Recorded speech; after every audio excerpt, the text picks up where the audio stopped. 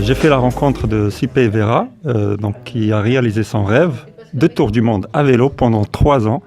Ils étaient 3 et donc je vais lui poser quelques questions. Enchanté. Ça va? Alors, ça ressemble à quoi de faire un tour du monde à vélo? Ça ressemble pas du tout à ce qu'on imagine en partant. En tout cas, avec les copains, on imaginait vivre l'exaltation, enfin voilà, c'est s'amuser en permanence, et on a été confronté assez rapidement à de rudes épreuves et qui n'étaient non plus celles qu'on imaginait. Voilà. Comment t'es venue l'idée de réaliser ce rêve? Est-ce que d'abord tu as pensé à réaliser ce rêve tout seul? Comment elle s'est fait la rencontre avec les 2 autres Alors ça, c'est vraiment un rêve qui vient de loin pour chacun d'entre nous, indépendamment. On avait des idées de voyage au long cours, de voyage autour du monde. Moi, alors que je ne connaissais rien à la voile, je disais que je voulais voyager à la voile. Voilà, je n'avais jamais navigué.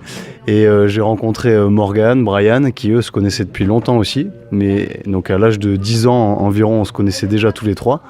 On jouait ensemble dehors, en gros. Et Morgane, lui, qui a eu un père qui a voyagé autour du monde, parlait beaucoup de ce voyage aussi, de tour du monde. Et donc les idées se sont cumulées et le projet s'est créé avec les idées assez communes et qui a concrétisé ce projet Solid Dream. D'accord. Je suppose voyager à 3, en fait, faire un tour du monde à 3 à vélo, ça peut être une épreuve difficile. Est-ce que ça a mis à l'épreuve votre amitié? Voilà, donc ce dont je voulais parler tout à l'heure, les difficultés et les épreuves qu'on n'imaginait même pas, étaient vraiment pas les déserts, les jungles ou les océans, mais plutôt les relations humaines. Les relations humaines. Donc ce qui nous a poussé d'aller jusqu'au bout de ce périple, c'était vraiment les rencontres d'innombrables qu'on n'osait même pas espérer, qui nous ont accueillis dans tous les pays du monde dès que nous sommes partis de chez nous.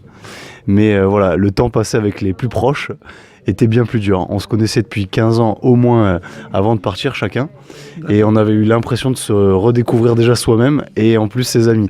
Donc plusieurs fois on a pensé pas arrêter ce voyage, mais arrêter de le faire ensemble. Voilà. J'imagine que quand on voyage à vélo c'est moins cher. Quel a été le budget en fait moyen pour faire le tour du monde pendant une durée de 3 ans? Alors pour les chiffres, ça a été vraiment une préoccupation pour nous avant le départ. C'est un projet qui a été planifié pendant 2 années avant le premier coup de pédale. Il y a tout budget qui est abordable, je pense, selon son mode de vie, ses envies.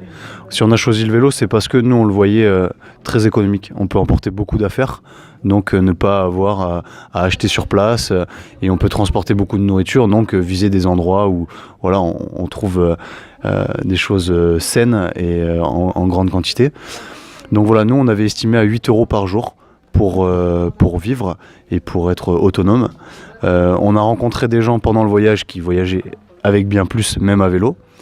Et on a rencontré d'autres qui voyageaient avec bien moins, à base de récupération, ou qui faisaient des petits boulots sur place en échange de nourriture. Voilà. Nous, on voulait essayer de s'adonner plutôt aux rencontres pendant le voyage et ne pas avoir à travailler, même si on était prêt à le faire. Et donc, on avait économisé avant de partir et on a réussi à vivre qu'avec ça. Mais on a finalement vécu avec un peu moins que le budget qu'on estimait. Donc, les 8 € par jour. D'accord. Vous avez voyagé dans les 5 continents, je suppose. Quel est le pays qui t'a le plus marqué, toi? Alors le rêve initial, c'était d'aller voyager à travers tous les continents, dont l'Antarctique, où il n'y a pas grand monde à part les animaux. C'est pas un pays vraiment en soi. Ça, c'est une question qui préoccupe beaucoup, parce que même nous aussi, on se la posait. Quel serait le coin de paradis ou la montagne de rêve qu'on trouverait sur le trajet? Et en fait, ce sont vraiment des rencontres très fortes qui nous sont tombés dessus et qui ont fait les moments, le pays. Voilà. Certainement, si on retournait à la sortie de l'Amazonie au Brésil, et qu'il n'y avait pas ce Patrick qui nous a accueillis avec sa famille pendant 3 semaines, alors qu'on voulait rester que quelques jours, ça n'aurait pas autant de saveur, cette plage paradisiaque de fleuve au milieu de l'Amazonie. Donc voilà, il y a beaucoup de rencontres comme ça qui sont très fortes. Et c'est surtout les souvenirs qui ont fait les destinations.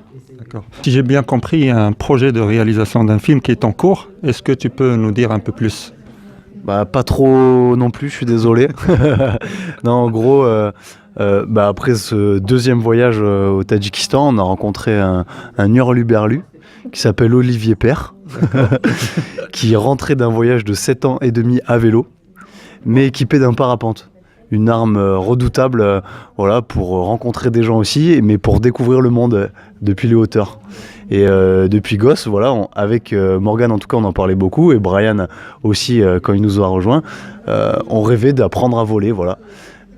C'est juste arriver dans une destination et la découvrir depuis le ciel. Ça laisse tout enfant rêveur, même j'imagine, quand on regarde les oiseaux, les avions. Et donc quand il a fini son voyage, il nous a enseigné un peu la pratique. D'accord. Mais il y a des risques. Et à travers un film, on a envie de démontrer un peu que prendre des risques, ça apporte énormément de choses si c'est réfléchi, si c'est conscientisé, et que la force du collectif aussi aide à accélérer l'apprentissage. Mais tous ces outils. En gros, on a envie de parler de liberté, mais je ne vais pas en dire plus. Et donc là, on est en train d'avancer encore. Ça fait pas mal de mois sur ce film qui s'appelle L'école du ciel. Voilà, ça c'est tout ce que je peux dire. On est dans les Pyrénées, en France. On vit comme des sauvages en montagne, équipés de ces armes volantes. Voilà. Une date pour la sortie du film ou... Alors là on a la pression pour le sortir fin septembre de 2018. Et ça va très vite. J'ai hâte de voir ça. Génial, un mot de la fin. Est-ce que tu as toujours un rêve que tu souhaites réaliser? Malheureusement, et je pense que c'est bon signe, ça reste une drogue. Donc plus on reste... Non, malheureusement, pas refaire le tour du monde à vélo. Mais plus on a de rêves et plus on arrive à en réaliser, je pense, et plus on devient ambitieux. En tout cas, ils deviennent très différents. Peut-être bien plus simples même. Mais continuer à apprendre des choses, en tout cas vivre dans l'état d'esprit d'aventure, pas aller loin forcément ou faire du vélo, mais faire des choses qu'on ne connaît pas et les apprendre pour se sentir bien. Je te remercie et à bientôt et bonne continuation. Au plaisir de se recroiser aussi. Merci.